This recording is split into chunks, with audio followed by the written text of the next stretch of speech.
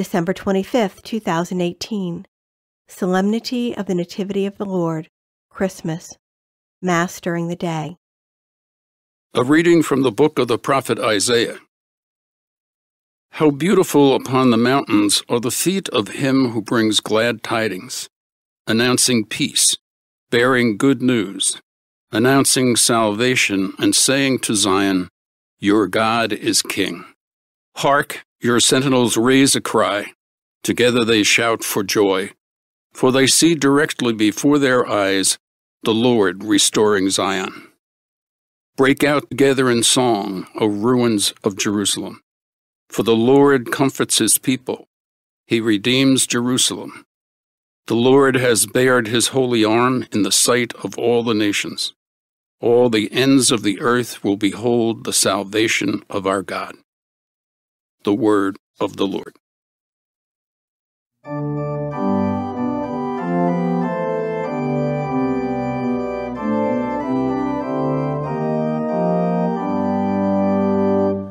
All the ends of the earth have seen the saving power of God. All the ends of the earth have seen the saving power of God. Sing to the Lord a new song, for he has done wondrous deeds. His right hand has won victory for him, his holy arm. All the ends of the earth have seen the saving power of God. The Lord has made his salvation known. In the sight of the nations he has revealed his justice. He has remembered his kindness and his faithfulness toward the house of Israel. All the ends of the earth have seen the saving power of God. All the ends of the earth have seen the salvation by our God. Sing joyfully to the Lord, all you lands. Break into song, sing praise. All the ends of the earth have seen the saving power of God.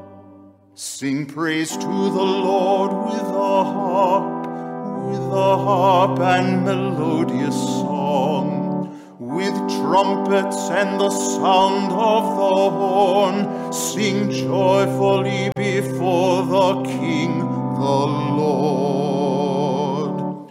All the ends of the earth have seen the saving power of God.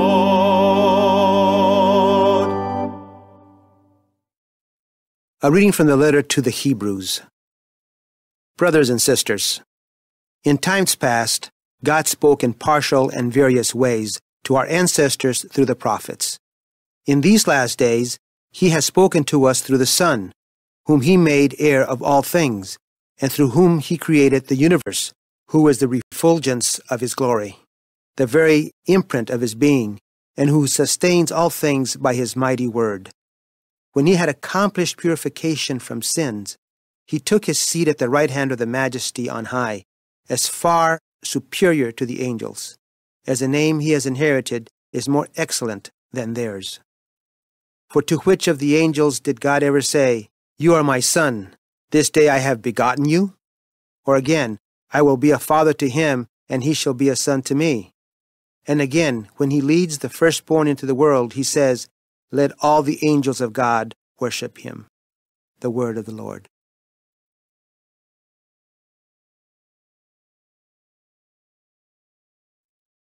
A reading from the Holy Gospel according to John. In the beginning was the Word, and the Word was with God, and the Word was God. He was in the beginning with God. All things came to be through him, and without him nothing came to be. What came to be through him was life, and this life was the light of the human race. The light shines in the darkness, and the darkness has not overcome it.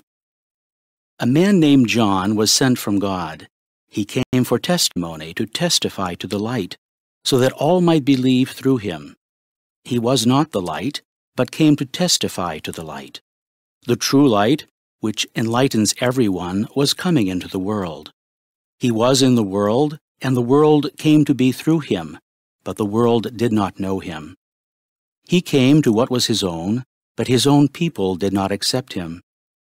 But to those who did accept him, he gave power to become children of God, to those who believe in his name, who were born not by natural generation, nor by human choice, nor by a man's decision, but of God. And the Word became flesh, and made his dwelling among us, and we saw his glory. The glory as of the Father's only Son, full of grace and truth. John testified to him and cried out, saying, "This was he of whom I said, 'The one who is coming after me ranks ahead of me, because he existed before me.'" From his fullness we have all received grace in place of grace, because while the law was given through Moses, grace and truth came through Jesus Christ. No one has ever seen God. The only Son, God, who is at the Father's side, has revealed him. The Gospel of the Lord.